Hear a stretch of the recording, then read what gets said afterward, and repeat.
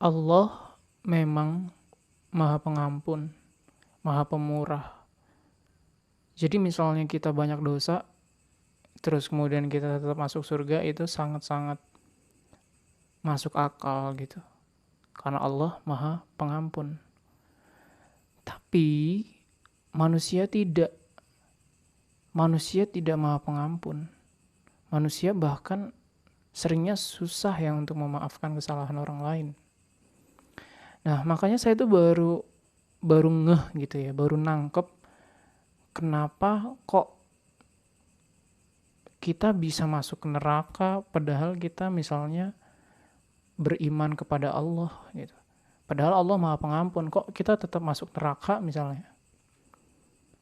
Terus saya baru menyadari bahwa kesalahan kita kepada manusia itu yang memaafkan itu harus manusia, bukan Allah. Urusan kita dengan manusia ya.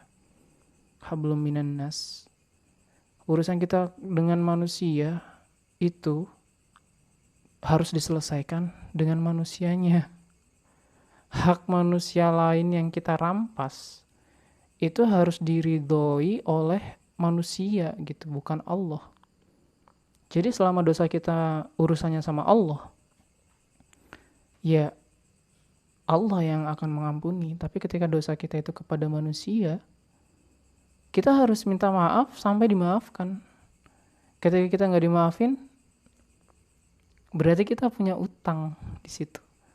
Nah, kalau misalnya sampai kita mati belum dimaafin, dan kemudian orang yang berurusan sama kita juga mati dan dia belum maafin kita, terus ketemu di akhirat nanti, kita masih punya utang itu. Jadi ketika kita punya salah sama orang lain, ya hak orang lain yang kita rampas, termasuk orang-orang yang melakukan kejahatan nih, kayak misalnya ngerampok, kayak kan, apalagi sampai membunuh. Itu bayangkan seberapa gede dosanya gitu loh. Ya oke, dosa membunuhnya di mata Allah mungkin masih bisa dimaafkan gitu ya, asal dia beriman. Tapi dia punya utang nyawa loh sama manusia yang dibunuhnya. Itu kan berarti ngerampas haknya manusia itu. Ya enggak? Yang kita misalnya nyolong harta, korupsi juga. Korupsi itu urusannya sama manusia loh, menurut saya ya. Karena itu kan haknya rakyat seluruh negara gitu. Berapa ratus juta rakyat. Terus diambil buat dia misalnya. Itu kan berarti ngerampas haknya orang sebanyak itu. Jadi ngeri ya sebenarnya kalau dipikir-pikir. Jadi ya kalau mau selamat ya, maka jauhilah, bener-bener kita tuh harus jaga banget biar nggak punya kesalahan sama orang lain. Dan kalau misalnya kita udah terlanjur salah, maka berusahalah sampai benar-benar kalian itu nggak punya urusan lagi sama manusia. Gimana kalau misalnya udah minta maaf tapi gak dimaafin, percayalah ya. Saya yakin kalau kalian berusaha, bener-bener berusaha terus gitu, turunin ego kalian, kayak turunin ego dan kalian berusaha lebih, yang lebih lah pokoknya. Insya Allah saya yakin suatu saat dimaafin. Asalkan itu tadi, jangan berhenti, usaha terus. Nah, bagaimana kita sebagai orang yang misalnya menjadi korban gitu ya, yang ditolimi, ya memaafkan itu sangat berpahala gitu ya.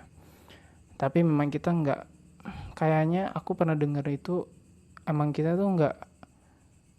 nggak harus memaafkan, tapi memaafkan itu sebuah sesuatu yang mulia gitu. Jadi ya kita berusaha harus gampang memaafkan orang lain.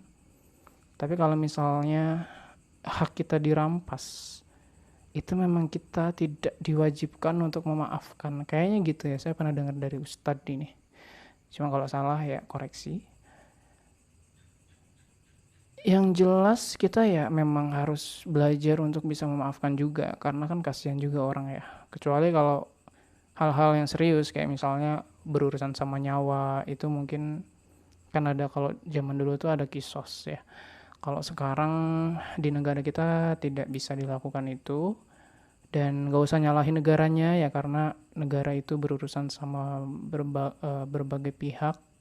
Jadi gak usah bilang negara dolim lah, apalah. Enggak ya, kita tetap Islam itu nyuruh kita memang menyesuaikan dengan budaya juga gitu loh. Peraturan itu ada aturan yang berhubungan sama adat dan sebagainya. Jadi nggak salah juga kalau negara nggak memberlakukan hukum kisos itu. Tapi maksud saya adalah bahwa yang urusannya itu serius banget gitu, ya itu memang harus diusut setuntas-tuntasnya, ya wajar gitu ya. Misalnya nggak memaafkan gitu, kayak menuntut nyawa, itu masih bisa diterima akal. Tapi untuk kesalahan-kesalahan kecil kayak misalnya pernah tersinggung gitu ya dengan ucapan yang menyakitkan, atau misal barang kita dicolong, atau misalnya dia punya utang tapi nggak bayar, tapi utangnya misalnya 100.000, ya itu mungkin gede ya bagi sebagian orang, tapi kalau misalnya kalian nanti sudah punya uang banyak kan 100.000 jadi biasa aja. Itu saya sih mengajak ya untuk belajar memaafkan dan meridokan aja gitu, kayak melepas, karena itu juga sebuah pahala untuk kita ya. Kayaknya memaafkan itu bisa jadi sedekah juga sih, karena kita kan memberikan ke orang lain ya, kayak hak kita yang udah dirampas tapi kita ikhlaskan gitu, kayak gitu sih. Jadi intinya sih jauhi kesalahan-kesalahan yang berurusan sama orang. Tapi kalau dosa kepada langsung ke Allah, itu dosanya tuh jauh lebih gampang untuk dimaafkan gitu, jauh lebih gampang untuk diampuni.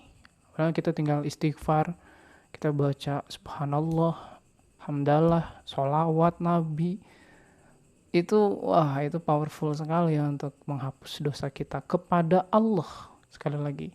Tapi kepada manusia itu kita harus berusaha langsung minta maaf kepada manusia. Urusannya kita sama manusia, ya kita harus selesaikan sama manusia juga gitu. Misalnya kalau udah minta maaf tapi susah, ya kalian berdoa kepada Allah, minta agar orang yang berurusan sama kalian itu dibukakan hatinya untuk memaafkan gitu ya, dilunakkan hatinya, itu nggak salah. Tapi kalau misalnya kalian meminta kepada Allah untuk meridhoi masalah kalian sama manusia, ya itu susah, karena seingat saya Allah jelas dalam firman-Nya itu ya urusan sama manusia itu diselesaikan sama manusia. Makanya hutang sama manusia ya tetap itu tanggungan mayit walaupun misalnya udah meninggal. Makanya ada solusi, semua hutang mayit itu dialihkan ke ahli waris. Itu buat membebaskan utang si mayit. Masalahnya kalau mayitnya nggak punya ahli waris, nah itu susah ya. Agak susah itu. Nanti harusnya sih ada yang ngurus ya, saya harta peninggalannya buat menebus hutang-hutangnya. Yang jelas hal-hal yang berurusan sama manusia itu urusannya sama manusia. Jadi kita sebisa mungkin menjauhi, dan kalau misalnya udah terlanjur melakukan salah kepada manusia juga kita harus berusaha terus sampai dimaafkan dan sampai akur gitu loh, sampai jadi berteman lagi. Itu bukti bahwa kesalahannya sudah dimaafkan. Walaupun misal masih ingat gitu ya, wajar masih ingat, tapi kan apakah masih menaruh dendam atau apakah sudah meridhoi atau belum, itu insya Allah sih bisa terlihat lah. Kalau udah akrab banget insya Allah sih udah dimaafkan ya. Oke, itu introspeksi saya hari ini. Assalamualaikum.